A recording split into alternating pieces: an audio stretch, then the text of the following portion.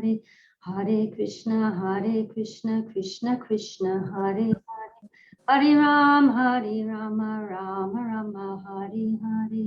Nama Om Vishnu Padaya Krishna Prestaya Bhutale Srimate Bhakti Vedanta Swaminiti Namane Namaste Saraswati Devam Gauravani Pacharane Nivasesha Sunyavari Paschachadi Shatarane. So the Sri Shikshastika prayers. If our host can post them.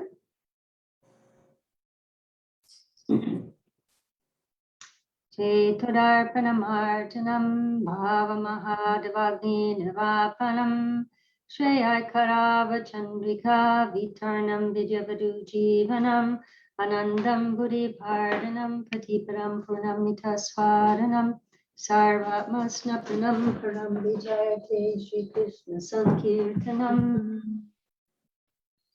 Someone like to read the English?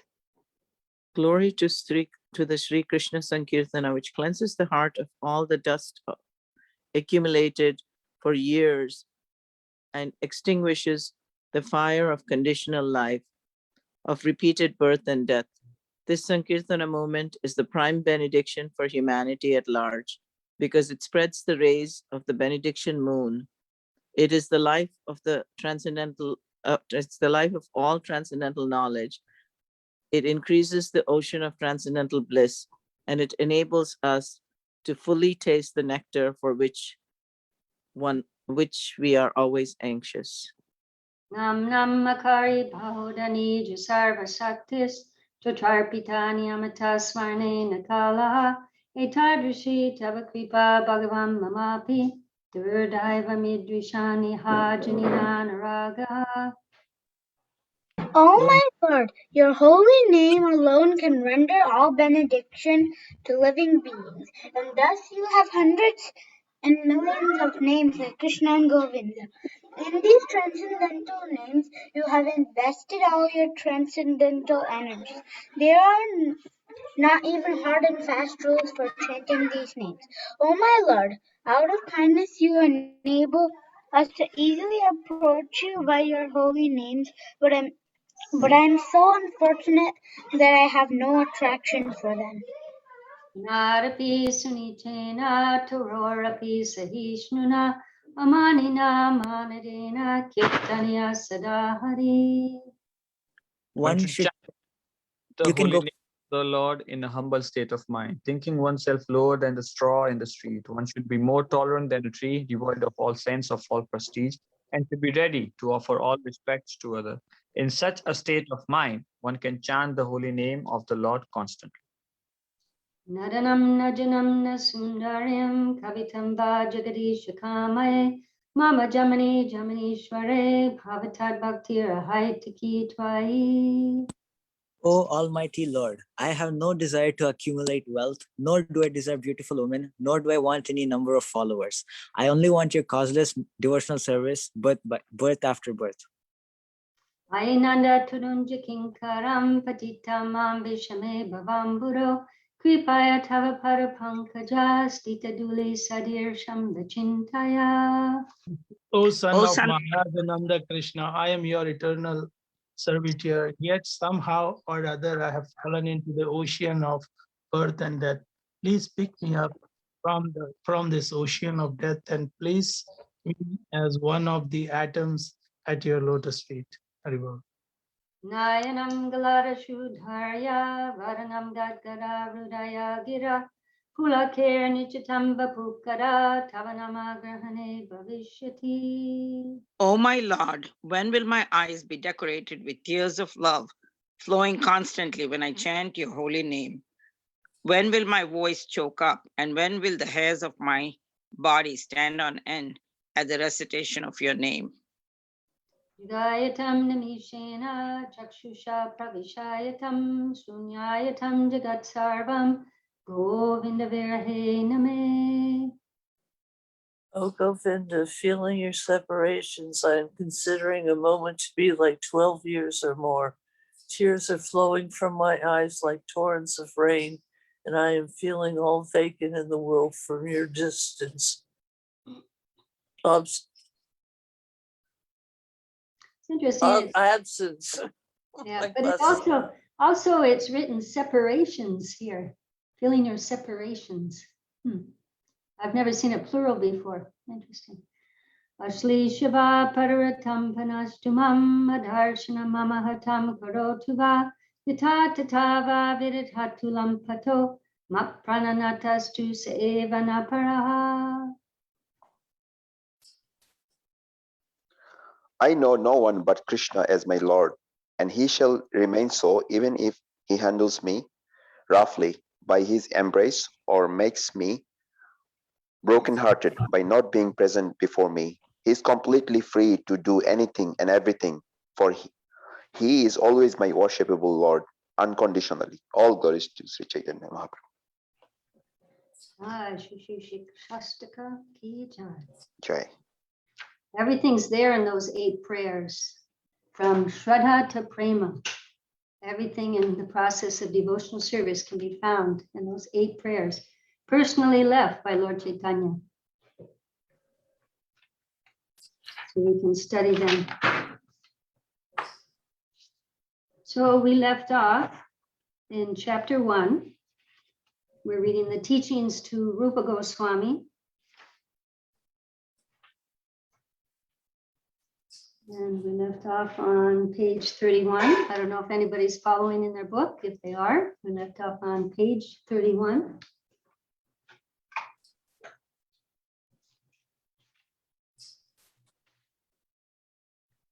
I think we're here.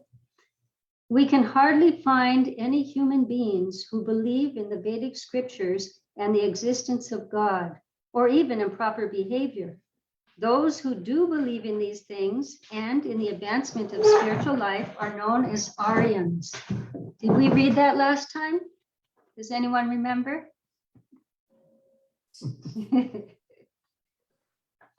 Is that where we are?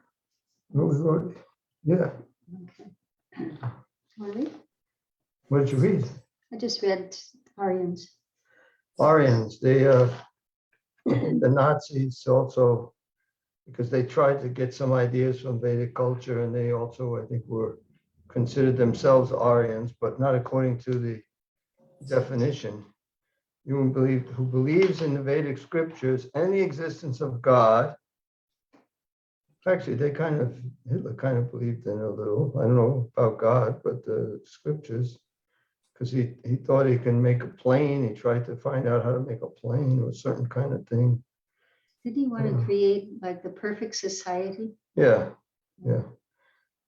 So generally the word Aryans has a bad connotation today because of Hitler, but actually it's not a bad thing.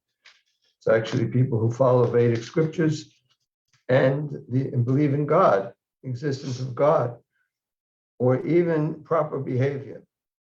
So those who do believe in these things and in advancing in spiritual life are known as Aryans. Out of those who believe in the scriptures and the advancement of human civilization, there are 2 classes. Now this is interesting. There's the 2 classes of people who believe in God, Vedic literatures, proper behavior, although it's not necessarily proper behavior when you get to the next part. Those who, there are 2 classes, the righteous and the unrighteous. So you might say, how can somebody be unrighteous and believe in this? But believe it, they can be.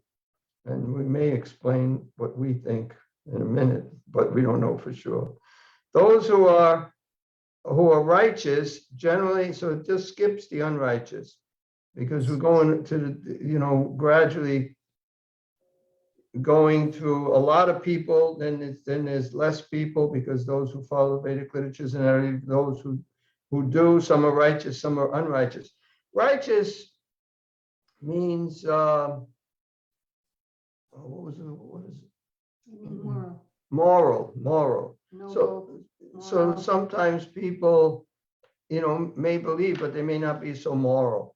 So they'll be considered unrighteous. So those who are righteous generally execute, now out of the righteous people, they generally execute fruitive activities to derive some good result for sense gratification. Out of many such persons who engage in righteous activities for sense gratification, only a few come to know about the absolute truth. So we're narrowing it down more and more. Then these are called jnanis, empiric philosophers in search of the absolute truth. Out of many hundreds and thousands of such empiric philosophers, only a handful actually attain liberation. When one is liberated, this is the definition here of liberation, he theoretically understands that the living entity is not composed of material elements, but a spirit soul distinct from matter. So by this definition, we all should know that we are all liberated. And this is the definition that Chaitanya Mahaprabhu is explaining to Rupa Goswami, and now Srila Prabhupada is explaining to us.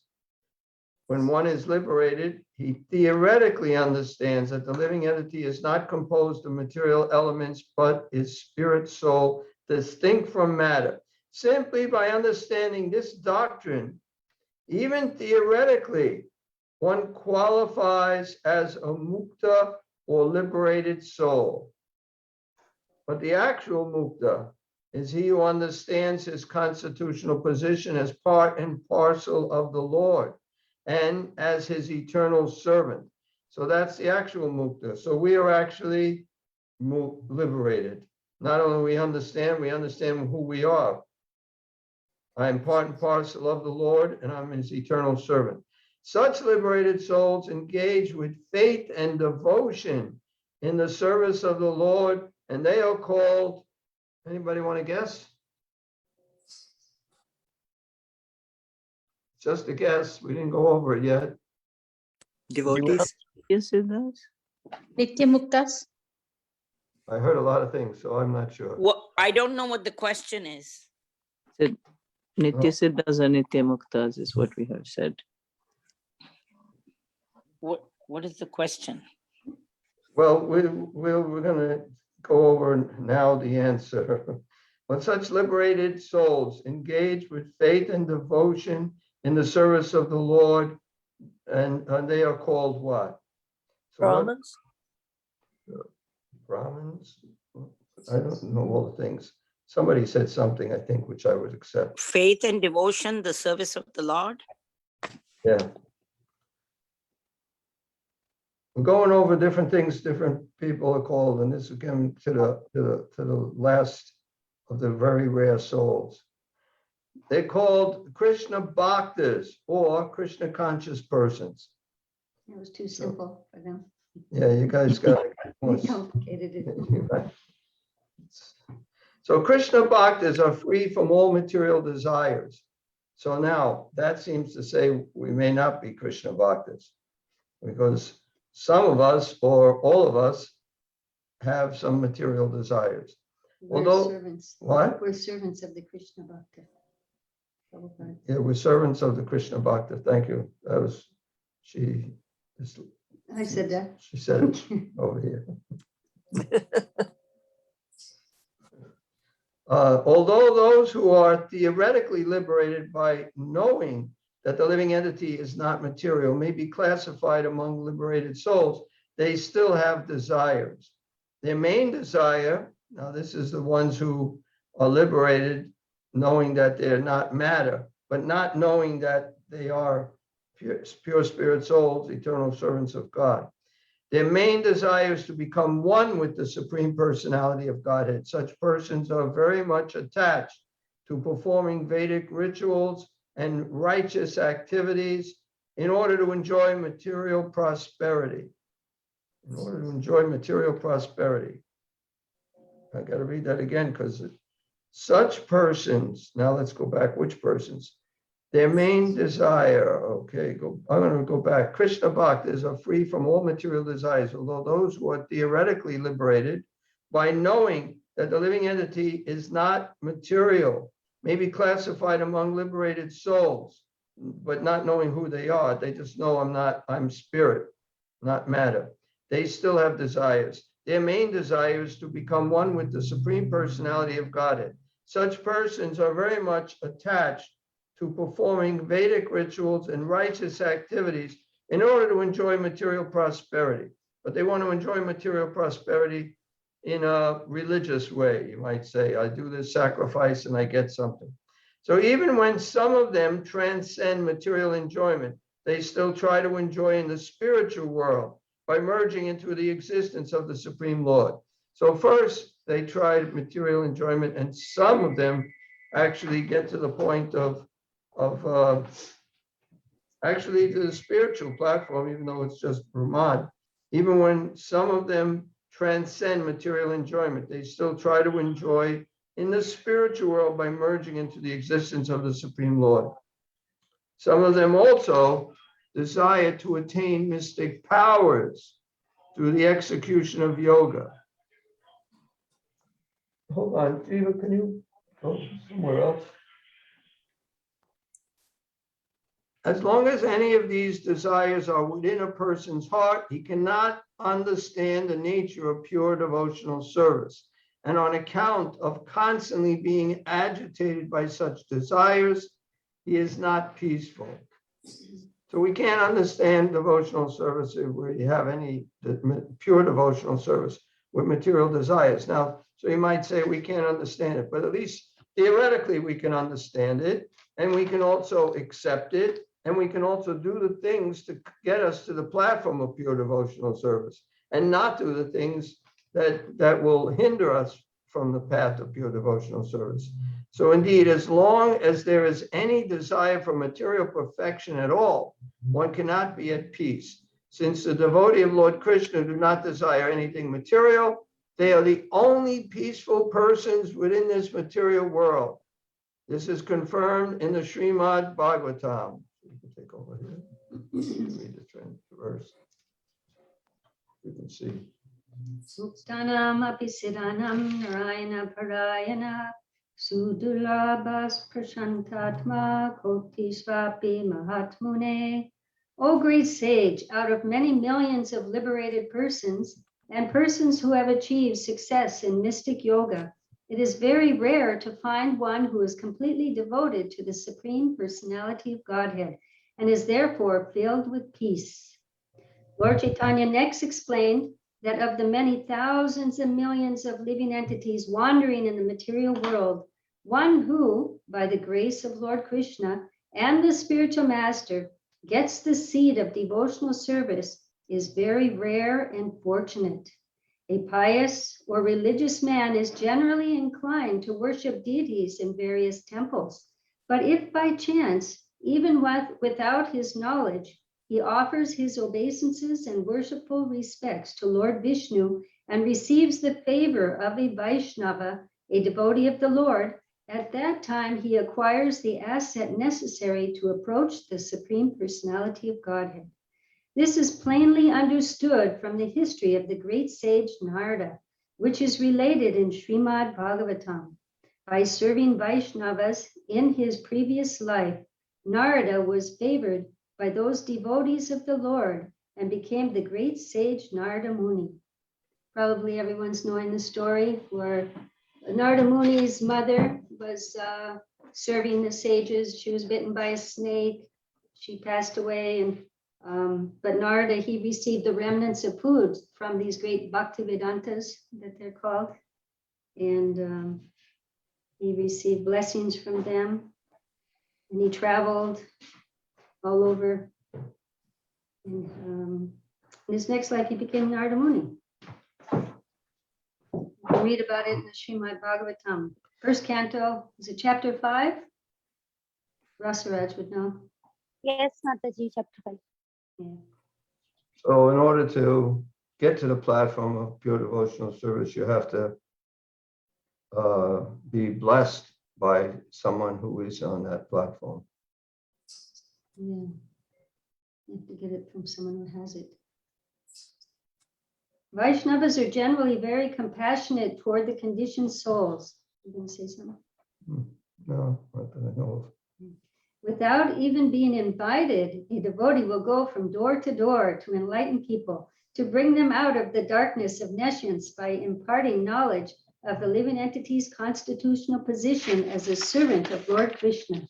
Such devotees are empowered by the Lord to distribute devotional consciousness or Krishna consciousness to the people in general. They are known as authorized spiritual masters, and it is by the mercy of such a spiritual master that a conditioned soul gets the seed of devotional service. The causeless mercy of the Supreme Personality of Godhead is first appreciated when one comes in touch with a bona fide spiritual master who can enlighten the conditioned soul and bring him to the highest position of devotional life. Therefore, Lord Chaitanya said that by the mercy of the spiritual master, one can achieve the causeless mercy of the Lord, and by the mercy of the Supreme Personality of Godhead, one can attain the mercy of the bona fide spiritual master. Is someone knowing this verse in the group? From Chaitanya Charitamrita, it's quoted quite often. इसे ब्रह्मांड रमिते कौनो भाग्यवान जी गुरु Yes. Krishna प्रसादे पाए भक्ति लता बीज. Very good. By the mercy of Krishna, one gets the spiritual master, and by the mercy of the spiritual master, one gets Krishna. That's the simplified English for that. Yeah, I want to comment mainly. So for those who have not tried book distribution, you should go out and distribute books. And you should go from door to door, even uninvited, and just make yourself at home and preach Krishna consciousness. No, but devotees, sometimes people criticize, because generally the Hindus don't try to propagate their religion, although now they are, because so many of them are becoming Christians or Muslims, so they're trying to do something about that. But they generally didn't do that. But that, we're not talking about Hinduism here, but Krishna consciousness. We should go. In other words, if you have something and you could give this to somebody that can help them so much, even if you're not invited, you go and try to distribute it.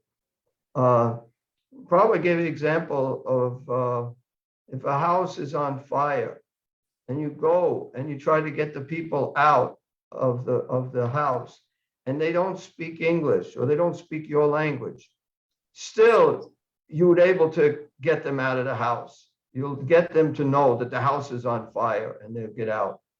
So even, so the necessity is so strong, to save their lives. We should feel that way.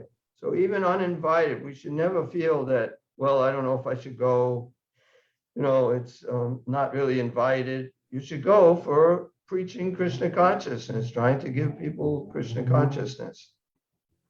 And you should feel wherever you are, if you're distributing Krishna consciousness, distributing Prabhupada's books, that you're rightly situated. You're supposed to be there.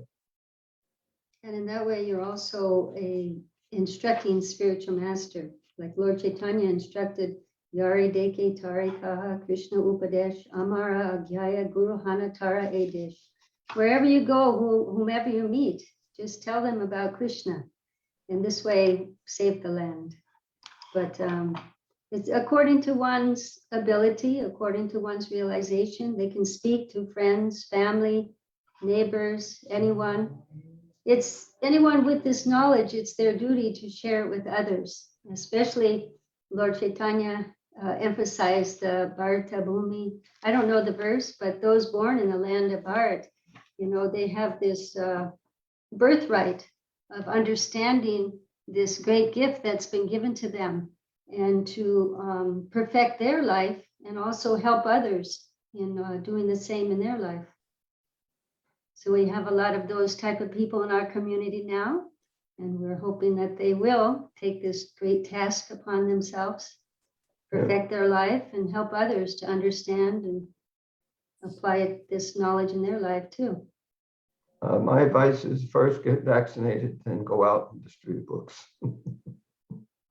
But you don't have to be born in India to spread this knowledge too. Anybody can share it with their friends, families, neighbors.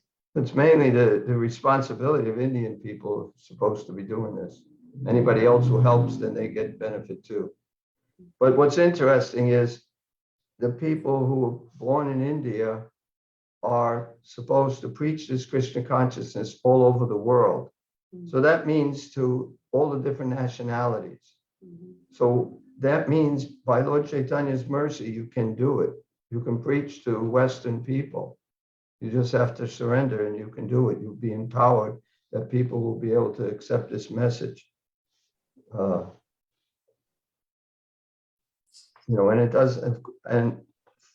it doesn't mean you go all over the world and preach this message to the Indian people who are all over the world.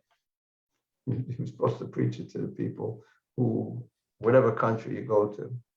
Of course, you preach it to Indian people too. You preach it to everybody. Everyone you meet. Right. Just be ready to share it. So. And don't be afraid to go somewhere where you might not be invited. Okay, I mean, I wouldn't recommend going to a Ku Klux Klan meeting. Although I have to honestly say, I distributed books right next to a Ku Klux Klan meeting hall. It has a big sign. That wasn't up in the north, it was down south. And but maybe somebody should preach to them, but they should be a white person because they believe in white supremacy. Yeah, I mean, we preach to them. I was at a 7-Eleven. If they came over to the 7-Eleven right next to their place, then I would try to sell them a book. But they weren't dressed in that uniform if they did come. Anyway, we do preach to everyone, and we shouldn't be afraid by a person's looks. I remember once this man was huge. He was mean looking. He was like really scary, like really. But I thought I should approach everybody. So I approached him. And I approached him not, like weak. Hey, how you doing? We're passing these out, And he was like so kind and gentle. It was like, what a deceiving appearance he had. And he did take a book. So you try and distribute to everyone. And we're going to read a little more. Thus, by the mercy of the spiritual master and Krishna, one receives the seed of devotional service. Now, this is the beginning. Try to pay attention to all this. I don't know if we're going to ask any questions, but you should know this. So try to pay attention, then you can ask questions at the end of the paragraph. So you receive the seed of devotional service. Then one has to sow the seed in the field of his heart, just as a gardener sows the seed of a valuable tree. So people who do gardening, you plant some seeds. I planted a bunch of seeds. So far, nothing has come up, but I planted it. I'm watering them. I'm doing what I'm supposed to do. And we'll see what happens. But this seed, so we have to sow this seed in our heart, in the field of his heart.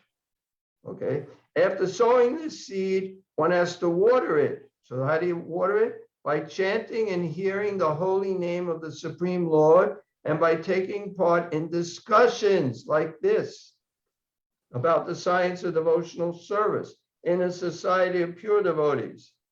Well, Prabhupada once said, all my disciples are pure devotees. So I know I'm not a pure devotee, but we just got to make the best use of a bad bargain and keep trying. And eventually we will be pure.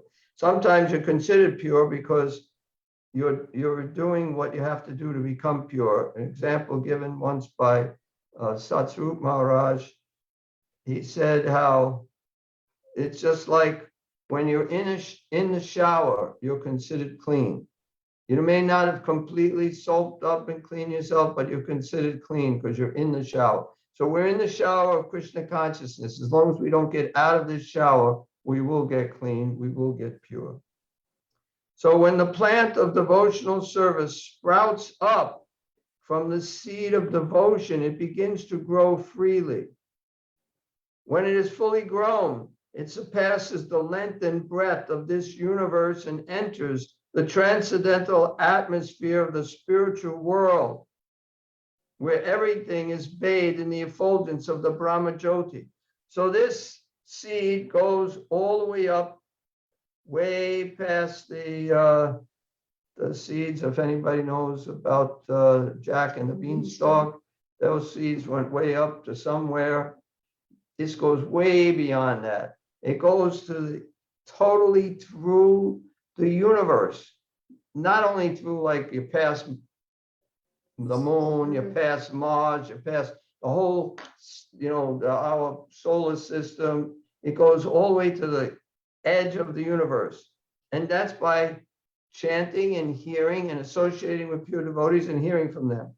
The plant penetrates even the Brahma Jyoti and gradually enters the planet known as Goloka Vrindavan. So it goes through the outer coverings, earth, water, fire, air of this universe, the Brahma Jyoti, and keeps going to the Krishna Loka planet, Goloka Vrindavan. There the plant takes shelter at the lotus feet of Krishna. That is the ultimate goal of devotional service. So now you made it. You did a good job gardening. After attaining this position, the plant produces the fruit of love of Godhead. To taste this fruit, however, it is necessary for the devotee or transcendental gardener to water the plant daily by chanting and hearing. Unless one waters the plant by chanting and hearing, there is every chance that it will dry up. I mean, even we have minimum 16 rounds. If you give less than that, you're giving less water than you actually need for this plant to grow nicely. It may stay alive, but it may dwindle. Parts of it might dwindle. So we have to chant minimum 16 rounds every day. We have to hear and chant about Krishna, and that's the watering. And you don't have to worry about over-watering this plant. You can't do that. You can't over-water it. So sometimes, if you know anything about gardening, I know Mahadanas, you know about gardening because you taught me some things about gardening long time ago. In transplanting plants, I remember. You have to get the pot a little bigger both ways, not just deeper but wider. You remember telling me that? Yeah. So she's my first, because I'm from Brooklyn. We don't hardly ever see a tree. So but I learned about that. And I learned that some plants you can put too much water, but this plant you can't put too much water. So Lord Chaitanya, do you want to comment? Anybody have any comments or questions? I did, but it kind of went. Oh, but also we have to protect this creeper. Like we can put a fence around it so other critters don't come and get it. Like, and that fence is association. It's the next paragraph. Oh, is it?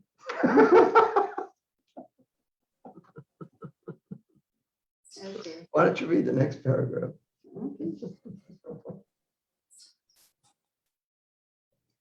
Lord Chaitanya pointed out to Rupa Goswami that there was another danger to be encountered while watering the root of the devotional plant.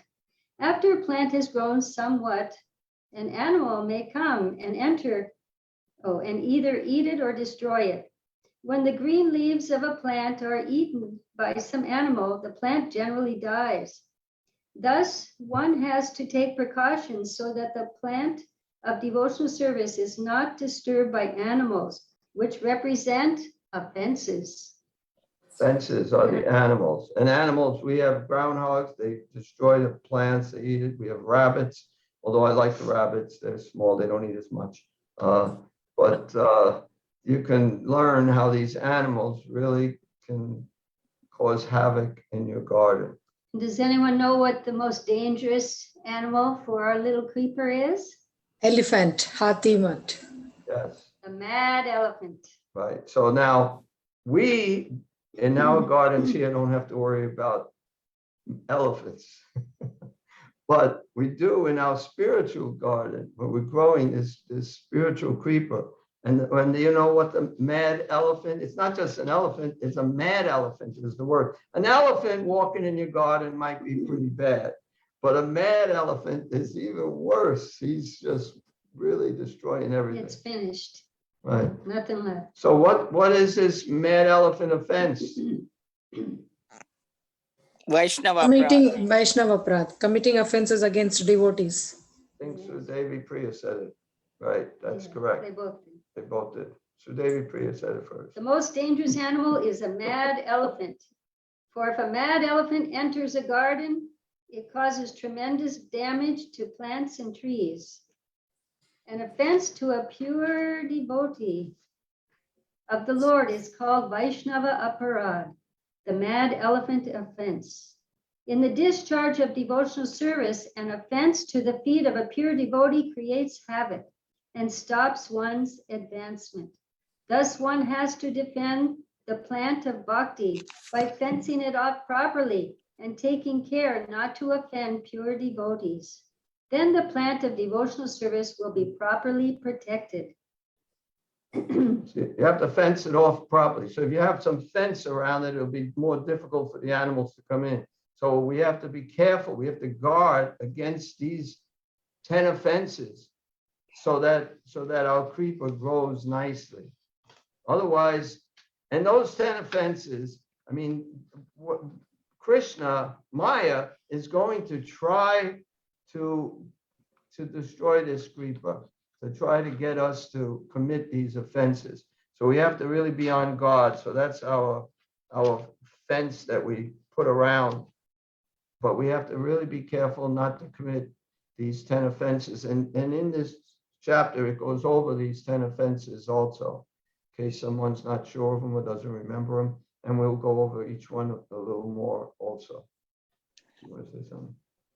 No, we recited this morning as well. Every Saturday morning, we recite them.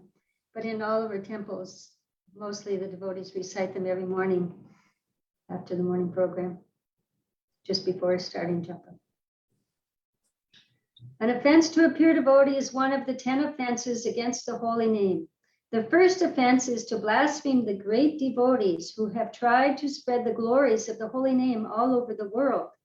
The greatest offender at the feet of the holy name is the rascal who is envious of such devotees. The holy name of Krishna is non-different from Krishna, and Lord Krishna cannot tolerate offenses against a pure devotee who, following the order of his spiritual master, is spreading the holy name all over the world. So that's where it says, because the Vaishnava doesn't take offense against himself. He's forbearing. He can tolerate anything. He doesn't take offense, but Krishna cannot tolerate offenses against his pure devotee, because his pure devotee is in his heart, and he's in the heart of his pure devotee. He's very dear to him. Also, I'm speculating, but this is in the very beginning, because Teachings of Lord Chaitanya was one of the first books.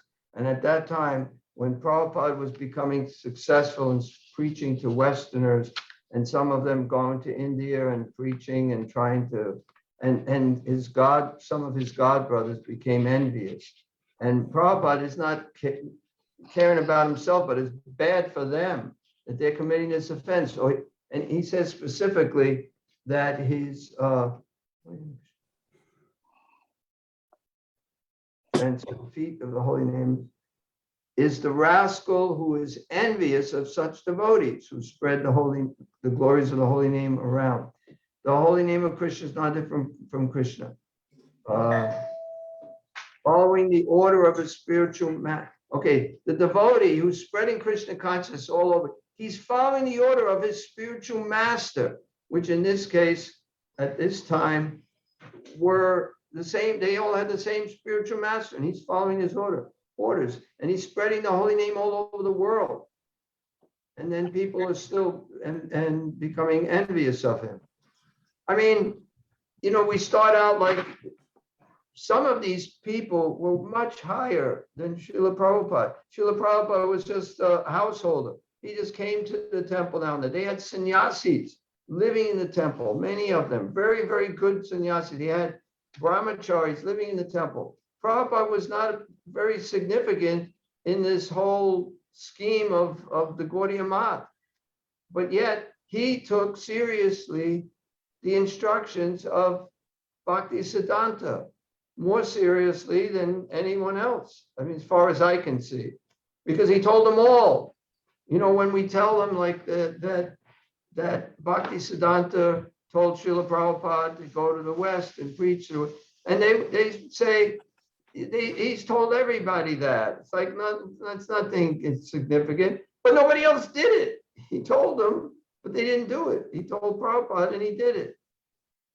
And then you know, they was being a little overshadowed, because when Westerners go to India, who are actually devotees, hearing and chanting, setting a good example of a devotee, and then the Indian people see that, they're very, very encouraged by that, and they want to meet the person who did this. So Prabhupada was getting a lot of glory. He wasn't looking for glory. He was just looking to spread Krishna consciousness all over the world, including in India.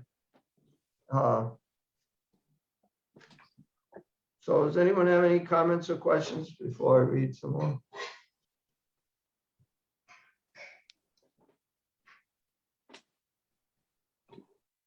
And this is just, Prabhupada is not saying any of this here. I just know this was going on, and this was one of the first books. So, and that wasn't going on with all of his God brothers, just some of them. The second offense. So the first offense is the way we generally say the offense is to blaspheme the devotees of the Lord who have dedicated their lives for propagating the holy name of the Lord. So that's the first offense. We shouldn't blaspheme those devotees or say bad things about those devotees. If you want to be good, if someone shut their mic, somebody has their mic on, and then so if you want this creeper to grow really nicely, you have to avoid this offense. You have to be very careful not to commit this offense of blaspheming devotees, saying bad things about devotees. They're giving their lives for spreading Krishna consciousness, you know, and they have faults. It's not like they don't have any fault. So they have a fault. The Prabhupada says, just like the moon, it has spots. So you can criticize the moon for these spots. But the moon is doing so much great. It's giving us light at night. It's Prabhupada says the moon makes the vegetables succulent. Those who have vegetable gardens, you guys know. You want to read? Oh, to hear the second offense I already said. The second offense is to deny that Lord Vishnu is the absolute truth. Since there is no difference between the Lord and his name, qualities, form, and pastimes or activities, one who sees a difference is considered an offender. The Lord being supreme, no one is equal to or greater than him. Consequently, one who thinks that the name of some demigod is equal to the Lord's name is an offender. The Supreme Lord and the demigods should never be considered on the same level. There's a lot of people who feel you can chant anything, any name, and you'll reach the same goal. But here we have, it's an offense to consider them the same. Yeah, so the way we normally say it, to consider the names of the demigods like Lord Shiva or Lord Brahma to be equal to or independent of the name of Lord Vishnu. So to consider them the same, the names are not the same, they are not the same. And that will also kill or damage your, or choke your devotional creeper. You know, there's no comparison. You can't compare. The third offense is to consider the bona fide spiritual master to be a common man. The fourth offense. Wait, let's go one at a time. I thought there'd be more on that. So yeah, the way we say, to disobey the orders of the spiritual master. In the book, it says to consider him a common man. He's not an ordinary person that you can, well, you don't have to listen to that. You can't disobey his orders. Whatever he says, you have to make an attempt to do. Even if you can't do it, like the South Indian Brahmin who couldn't read, but his guru told him to read Bhagavad Gita. So he's there with the Bhagavad Gita and he's trying to read and he doesn't know how to read, but he's making, at least he's trying. And of course, do you know the story where he was crying and people were laughing at him because they understood why, he got this instruction, he can't do it. And then Chaitanya Mahaprabhu said, but okay, well, why are you crying? He said, because when I think of how Krishna, the Supreme Personality of Godhead, takes the position of a chariot driver for his devotee, it brings tears to my eyes. And Mahaprabhu said that you have understood the real meaning of Bhagavad Gita. So we have to make an effort, whatever it is. Someone, we distributed so many books at the O'Hara Airport in Chicago. The police hated us, the people who worked there, everybody hated us, but we liked them. Maybe they didn't all hate us. I'm exaggerating, but a lot of them really didn't like us. And when Prabhupada arrived, he said, "This is O'Hara Airport." He says, "You should ask them to change the name because we distributed so many books there from O'Hara Airport to O'Hare Krishna Airport." So, because Prabhupada asked him, I'm sure Prabhupada was joking, but he did ask Tripurari Swami. Yeah. So Tripurari Swami went and he asked them to change their name, but they didn't do it.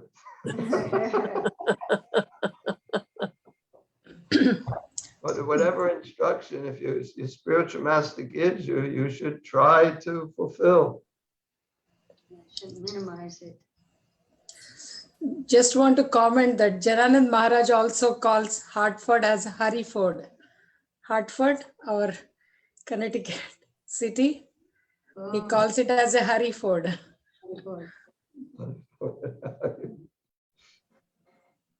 Yeah. Well, one time, I'm going to tell this because he mentioned about Hartford. When I was a brahmachari and we would distribute in Connecticut, distribute in Hartford, we were from Boston Temple. And I was thinking how we're going to get a temple here in Connecticut. And someday we'll have the Capitol building will be a temple because it looks like a nice, gorgeous temple with a big gold dome. I thought that would be suitable. I've never been inside, but I said that because we're thinking as brahmacharis that the whole world is going to become Krishna conscious, and this will be a temple. So I was thinking that, of course, it never came about the way I originally visioned it, but there was two devotees who were going to all the capitals in the United States and giving Bhagavad Gitas to the governors.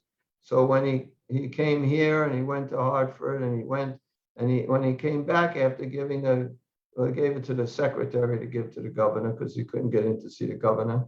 But when he came back, he said that on the mantle in the governor's office, there's Radha and Krishna deities or murtis. So I thought, it became a temple. Jai, that's nice. Yeah, I thought it was just Krishna, but it was Radha Krishna. Oh.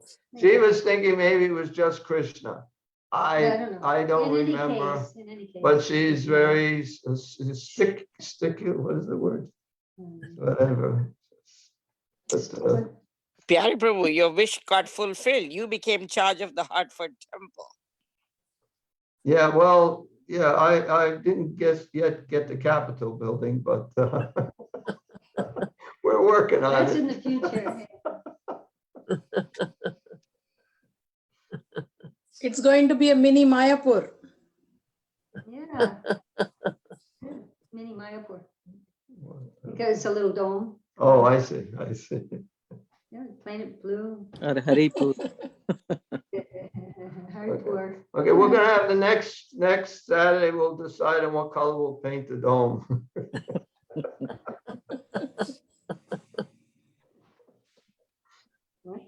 Yeah. The fourth offense is to blaspheme the Vedic literature, the Vedas, and such corollaries as the Puranas. Where we say to blaspheme the Vedic literatures or literatures in pursuance of the Vedic version. So, I don't know too many people, unless they're really offensive and against Krishna consciousness, generally blaspheme the Vedic literatures. Or any scripture. Yeah, any Shouldn't- scripture. We shouldn't blaspheme the Bible either. I mean, we can point out things in it that may not make so much sense, but we don't blaspheme it. It's actually a scripture for meat eaters. So it's not going to be at the same caliber as the Srimad Bhagavatam. Srimad Bhagavatam, all the sages in the universe came and sat down, discussed what's the purpose of life. What do you do at the time of death? And Sukadeva Goswami came. So at this time, you don't have meat eaters. You don't say, thou shalt not kill. They already know it. Thou shalt not steal. That's like, these are all sub-religious principles. So it's not like it's not true, but it just doesn't give very much information. So don't blaspheme any of these books. The fifth offense is to consider the glories of the holy name to be exaggerations. Yeah, to consider the glories of chanting Hare Krishna as imagination.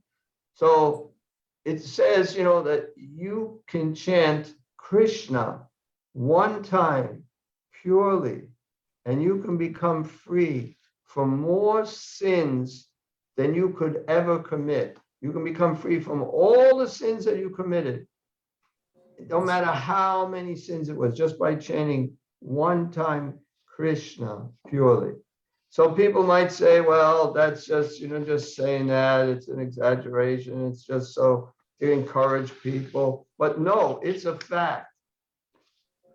So we consider these are the glories of the Lord, and it's not imagination. It is a fact. So powerful is this chanting of the holy names. It's like thinking that the holy name is different from Krishna, because Krishna can do anything, and he's non-different than his name. So anything is possible, through the holy names. So if you think that's an imagination, you're not understanding how Krishna and his name are non-different. Right. Why can't Krishna free you of all your sins? Can't everyone would agree he could, but then we think the holy name can't, means we're making a distinction. They're different. Very good. The sixth offense is to imagine a perverted meaning of the holy name. Well, it's to give some interpretation on the holy name of the Lord. It's there's some people in the past who have said that it's some sort of a sex inspirer or something. They just come with some other thing. I think Allen Ginsberg had some things like that to say about it. It's just speculating on what the holy name actually is, what it does. And so to give it some interpretation, that is certainly an offense. So we have to avoid that. And this was all, we got to remember, this is all to keep our creeper from growing nicely. That's why we have to avoid these offenses. Otherwise, it's going to destroy this creeper from going all the way to the lotus feet of the Lord, and then starts blossoming and producing fruit. And go somewhere else. Otherwise, it'll just go and then. The seventh offense is to commit sinful activities on the strength of chanting the holy name. Says more. It is understood that by chanting the holy name, one is freed from sinful reactions, but this does not mean that one should perversely act sinfully on the strength of chanting. That is the greatest offense. Wow. Like giving. I just looked at the time. We're taking too long. We're committing offenses here. We should finish the offenses. Yeah, we got to finish the offenses. Okay. So yeah, this here is it says that this mentality, in other words, it's a fact. If I commit some sin and I chant Hare Krishna, I can become free from that sin. So therefore, what I'll do is I'll commit some sin and then I'll chant Hare Krishna. That offense is greater than the sin we commit. That is really going to destroy this devotional creeper. So it's not a good idea to have that mentality. Maya tries to get us in so many ways. So don't ever think that way. That, well, I can just chant Hare Krishna and I'll get free from the offenses. That sin is so great, much greater than any other sin we can commit. Well, I was just thinking how it's contrary to how the devotee feels, because the devotee, he goes on suffering the reactions to his past sinful reactions while offering obeisances to the Lord within his heart and thinking that he actually deserves worse. So because the devotee is so humble, so it's contrary to how the devotee thinks, thinking that he can do anything and then chant and relieve himself of that. Where are we? Eighth offense is to equate the chanting of the holy name with religious rituals, austerity, renunciation, or sacrificial performances. Chanting the holy name is as good as associating with the Supreme Personality of Godhead, whereas these pious activities are only means of approaching the Supreme Personality of Godhead, and they can also be performed for some material reason. It is an offense to equate them with chanting the holy name. To consider the chanting of Hare Krishna as one of the auspicious ritualistic activities offered in the Vedas as fruitive activities, karma kanda. That's where we generally say it. But basically, it's like considering it like, okay, somebody's performing great austerities. They're fasting. They're doing these yoga postures. They're sitting out in the hot sun. Someone may think, well, that's the same as chanting, or even better than chanting. But it doesn't even come close. There's no comparison. No matter what austerities we do, it's just for purification. Chanting is you're associating with God personally. There's no comparison with any kind of ritualistic activity, auspicious activity. Which usually the goal is something. Yeah, usually you do that different. for some material thing. You want to attain something. Whereas we're chanting, hopefully not for material reasons.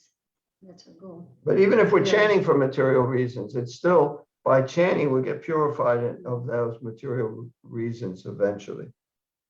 Right. The ninth offense is to preach the glories of the holy name to the faithless person. To cast your pearls before the swine, as they say in the Bible. Means we be a little careful in our, sensitive to our audience. Well, to instruct a faithless person about the glories of the holy name. That's how we generally say it. Mm-hmm. But it's also, this doesn't mean I don't approach anyone and try to preach to them about Krishna consciousness. But when I see this person, he's faithless. He's just either a faithless, demon, useless. So immediately I should stop preaching to him. But I have to start preaching to him. At least I have to start to find out that he is faithless. Otherwise, I'm not going to know. So I make that effort. But as soon as I see it's useless, then I should go on to the next person. Or if you have some prasadam with you, try to give him prasadam. Yeah. Get purified. Yeah. The 10th and last offense is to maintain material attachments even after hearing and chanting the holy name of God. The idea is that by chanting the holy name without offense, one is elevated to the liberated platform where one is freed from all material attachments. Thus, if one chants the holy names and still has material attachments, he is committing an offense. Okay, the way we say 10th offense, to not have complete faith in the chanting of the holy names and to maintain material attachments even after understanding so many instructions on this matter. It is also an offense to be inattentive while chanting. So we have to have complete faith in this chanting, and eventually it will purify us. And we should understand this, that this is non-different from Krishna. We should have faith in that. And even if we have a little faith and we try the chanting, we get the cleansing process begins, and our faith in the holy name will increase more and more, because our taste for chanting will increase more and more. The 10th offense looks like we're committing all the time, or at least I am. Yeah, that's seems like it's the root. Actually, Bhaktivinoda Thakur said it's the root to all the other offenses. The inattention, and that's the one that we kind of have the more power over. No, even maintaining material attachments. Yeah. Well, Feeding them. you have to try to give up these material attachments, build a fence better, and let that creeper grow. Yeah, and to guard against watering the weeds, which are the material attachments. Try to focus on watering the creeper and not the weeds, which are sometimes difficult to discern, which is the creeper and which are the weeds. But we have to learn, what that creeper is and guard it carefully. Pull out the weeds as soon as you can, nip it in the bud.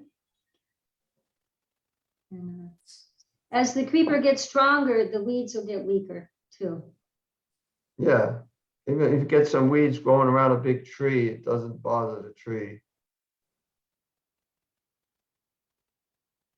And if you do, just really in a garden, if you weed regularly, it makes it so much easier for your plants to grow, rather than wait till the weeds get big and then you try to cut them all down. It's a big job.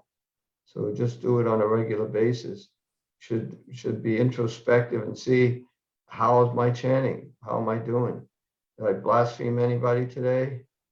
Yeah, well, he wasn't really a devotee. There's nice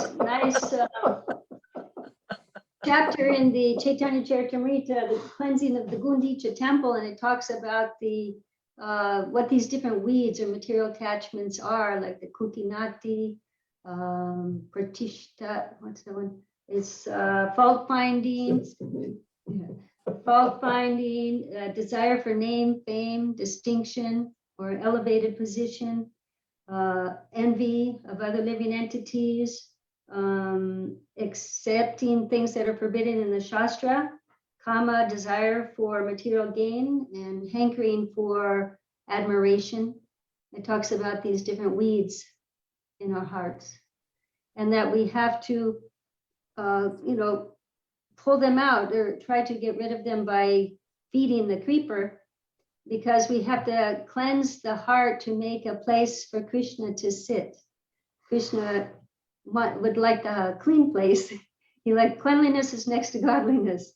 Krishna likes things clean. So we want to clean our hearts so we can perceive the presence of the Lord in our heart.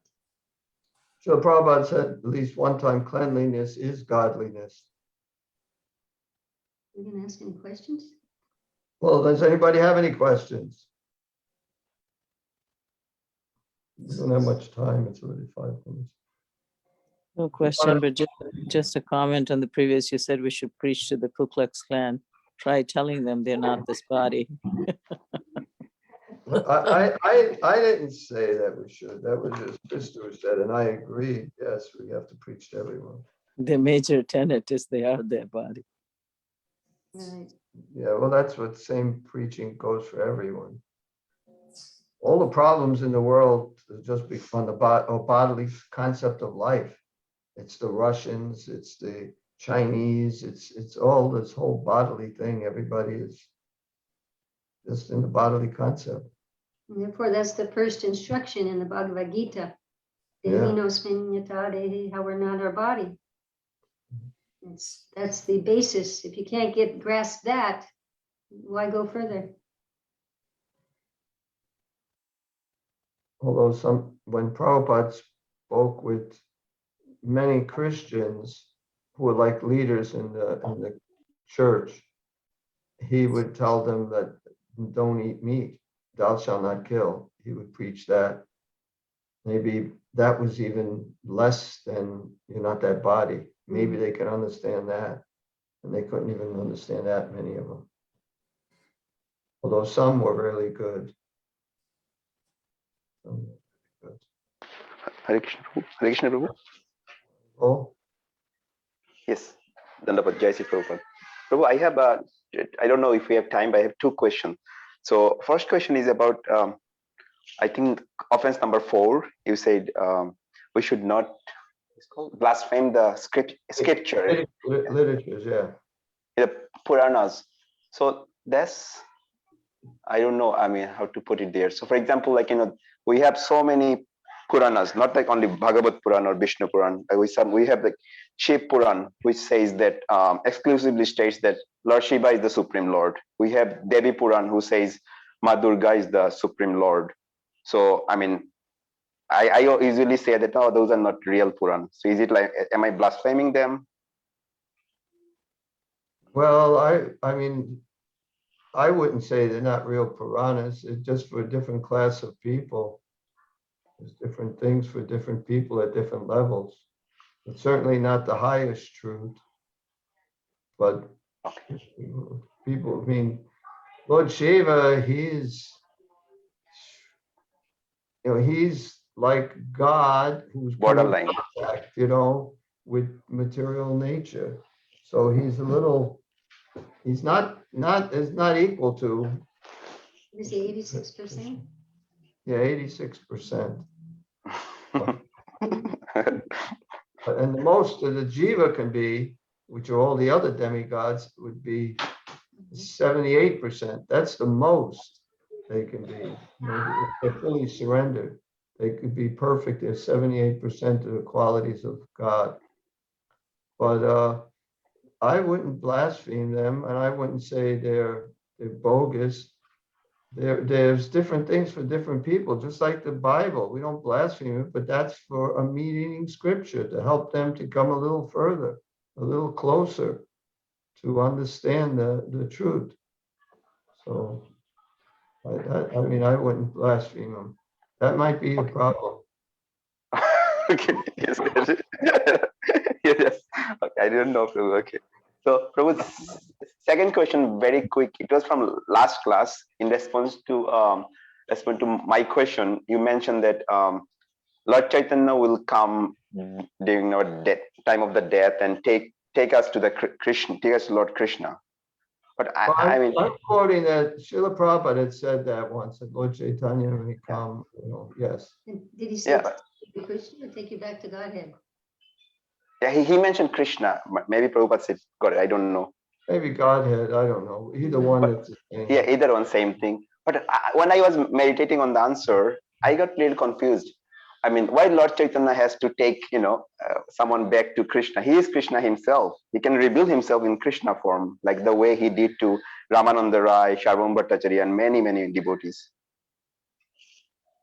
It's not that he's like Acharya, He's Krishna, but he's playing the role of a devotee.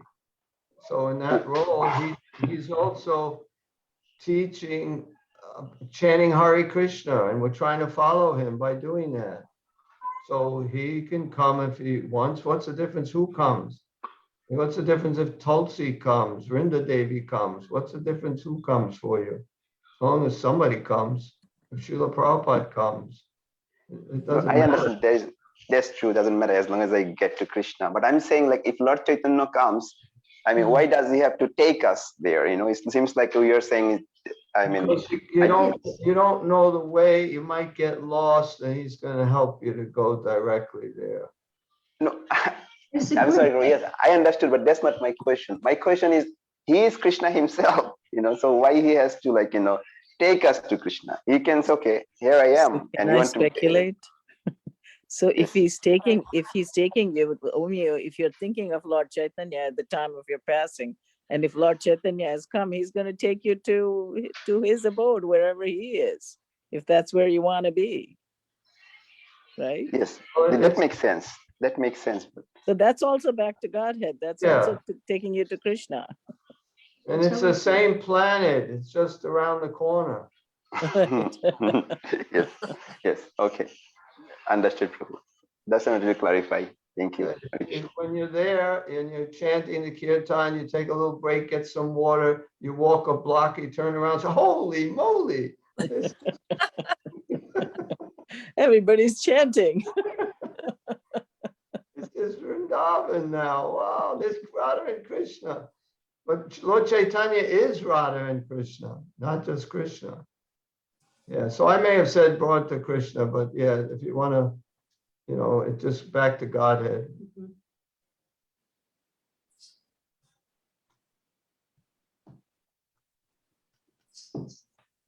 Okay, any other comments, questions?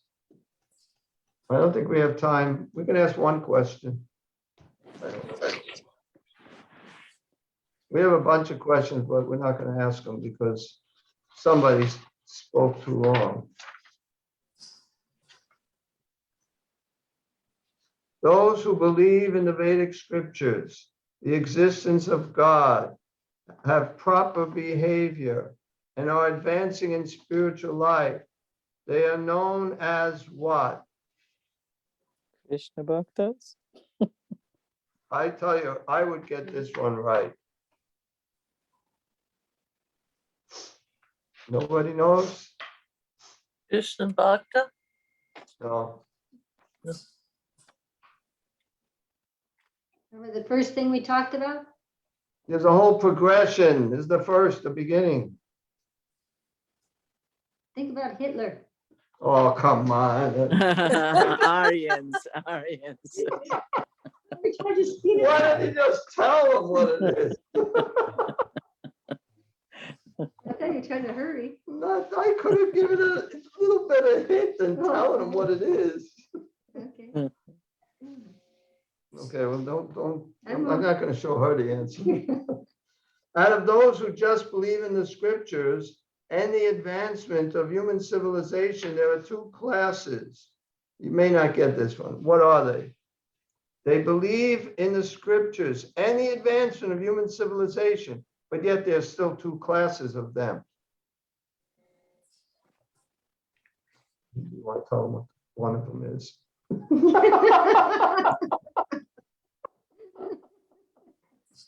Because if you know what one is, you're going to know what the other one is. Okay. The first one is there is the righteous, and what's the other one? Unrighteous. Very good. So far, nobody got anything. Out of many such persons who engage in righteous activities for sense gratification, only a few come to know about the absolute truth. What are they called? Now, these are the ones who know about the absolute truth.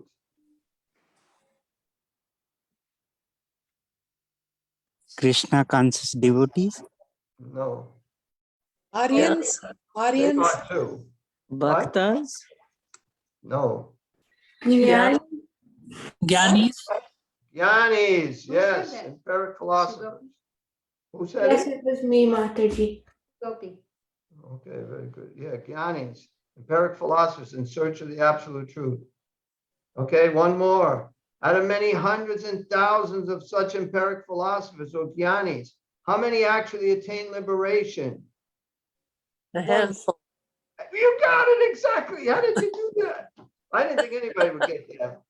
Only a handful actually attain liberation. I wasn't even asking for like a number. I was going to give some hints, get closer, but only a handful. That's very good. I was going to say one. Well, more than that. Maybe she only holds one in her hand. That's not a handful. This is a really big one. When one is liberated, he theoretically understands what? The Brahman. No. What the meaning of liberation? Liberation, when one is liberated, he theoretically understands something. What? He's not the body. Yes, he's not the body. The living entity is not composed of material elements, but its spirit, soul, distinct from matter. That's liberation. Well, we'll do this last one. I mean, it's not the last one we have, but the last one on this page. What understanding is actually mukti or liberation? So now this is more advanced than just understanding I'm not matter, but I'm spirit soul. What's the understanding of actual liberation, actual mukti? What's the next step? That I'm a part. What? I don't know. That I'm a part and parcel of the Lord. Yes. And one more thing about that. What do you do? Devotional service. You are Yeah. a servant of God. Yes, understanding our constitutional position as part and parcel of the Lord, which is what he said, that was right, as his eternal servant. I just wanted that, but even without that, we give you full credit. Okay, what an hour over here. We'll start with that next time. Thank you all very much. Sorry it took so long. I don't know why, but we're very slow readers. You. Hare Krishna, glories to Prabhu. Hey, Deb. Oh, Prabhupada.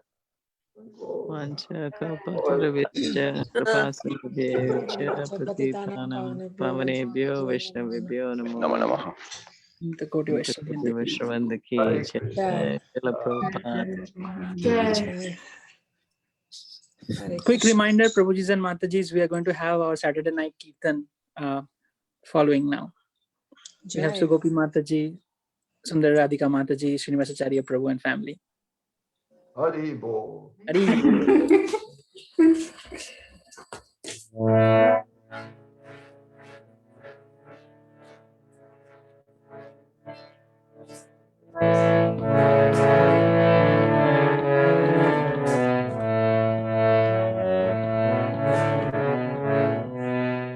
We would like to dedicate this kirtan to all the devotees whose family members are going through difficulties because of COVID and everyone who has passed away because of COVID as well.